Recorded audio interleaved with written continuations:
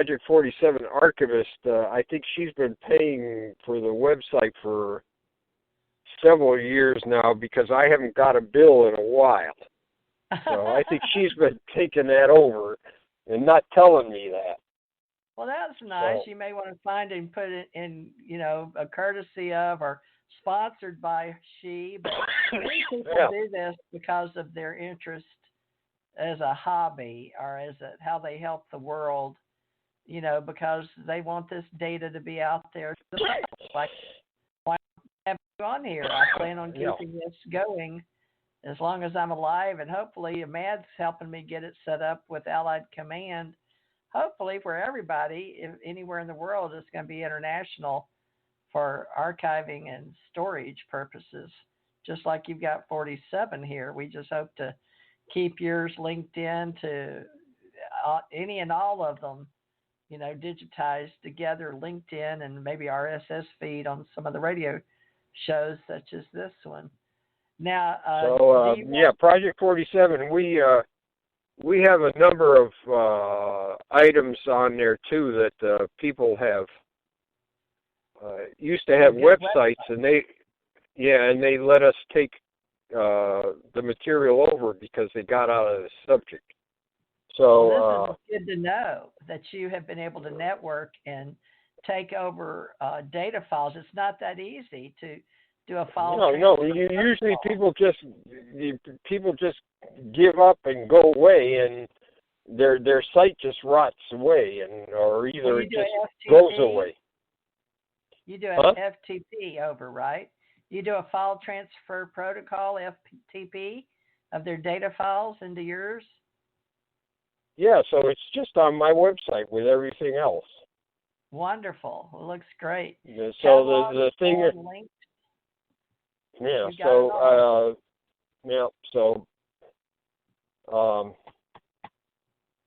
so there's a number of things that used to be on the web in other places, and I've taken over the website, the parts, not the whole thing.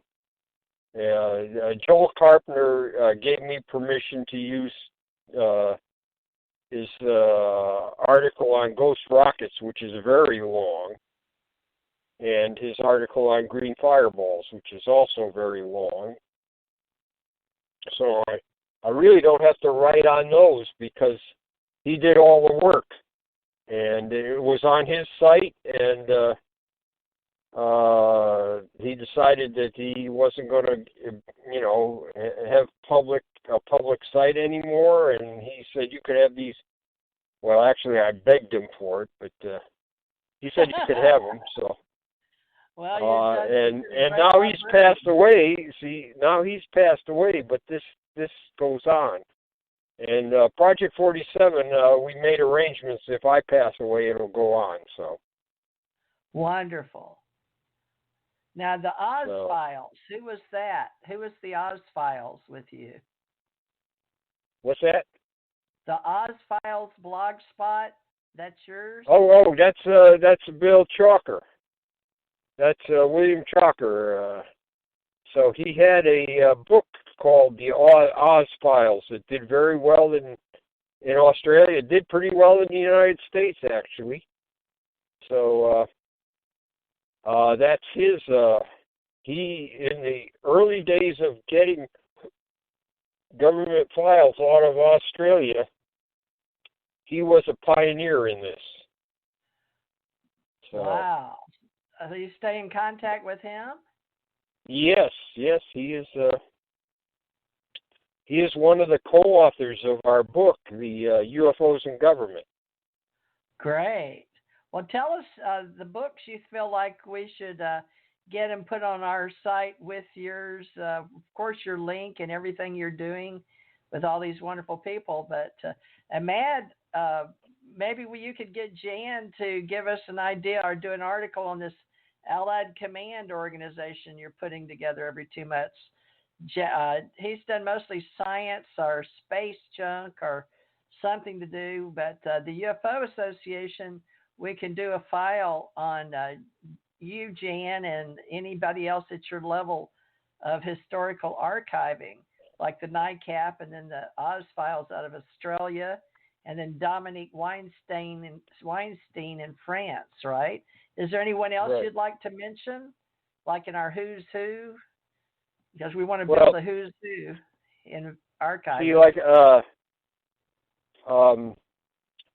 I usually try to give credit to some of the people that have sent me files that I'm digitizing now.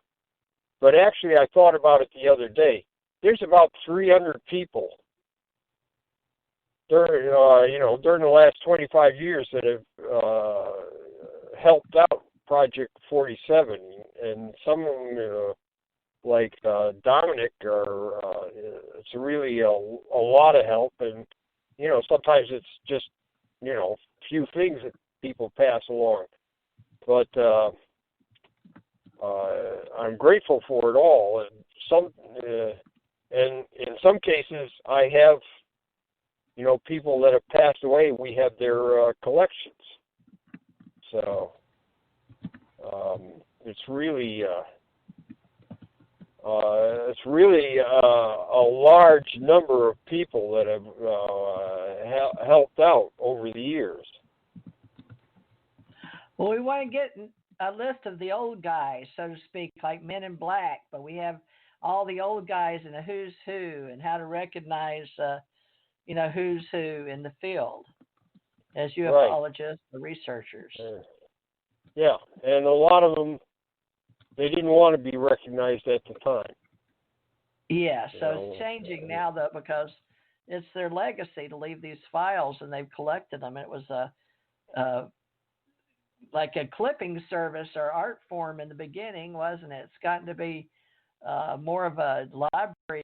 The all those people are great debt because there wasn't an official way to do this. The government was unsure, and once they decided, that there's nothing they could do about them if they were coming and going, apparently, and they didn't seem to be hurting. So I don't know what is your suggestion, because we're just about out of time, but we'll have you back if you'd like to come back. And Mad's building an Allied Command organization with me for something that is going to be something new and better, and hopefully getting people like you out there to be more recognized with your colleagues that you've done archiving. And there's a reason, because we didn't have after Blue Book and the Air Force, and then whomever after that, CUFOS, NICAP, then CUFOS, and Project 9047. I don't know if is Bigelow still interested in helping obtain data, or who's out there besides you and Church? Well, there's MUFON is still operating, and they're the main ones that are collecting data right now. There's the National UFO Reporting Center. George Filer. No, Peter Davenport, National UFO Reporting Center. Oh, okay, Peter. And he has an 800. He has an 800 number, or you can do it online. So he has a huge reservoir of reports that he's put together. So we'll have to link his number and all of that for sure to try to do a good job of keeping at least some basic data. Yeah. You should put Peter Davenport on there for sure, so people can report UFO cases. And they can be anonymous if they want to. So, although it carries more weight if you have a name. If you have a name with it, it carries more weight. Anonymous doesn't work too well. Yeah, a person that's the witness, and to explain everything about it. All right. Well, we've got a lot of information we need to distribute, but we pull it together, make it a little easier for everybody. And you've been doing that for a long time, and that's what you're known for. So, not everybody I guess, was uh, chosen maybe or chose the field, right? Right. Well, Valet said it pretty good in one of his diary entries. He said there's a lot of people that are working more or less by themselves without any support or money, that are, putting these things together, doing things, and not necessarily looking for recognition. And he said there's a lot of people like that, and actually that's true. And so You just have to decide what's important. It would be good if there was still a NICAP organization around. That's what I think. Right. Well, all I can do is the PR part of it, and then offer, what I do as a collector, I guess, a webmaster, and put together a place to hopefully exchange information. That's all we can do. We give it out, and I think it's good educational entertainment. Ahmad, we've only got a few minutes here. You've been very quiet, but I know when we archive, we don't really participate that much, do we, Ahmad? But Ahmad, you want to tell Jan anything? Feel bad.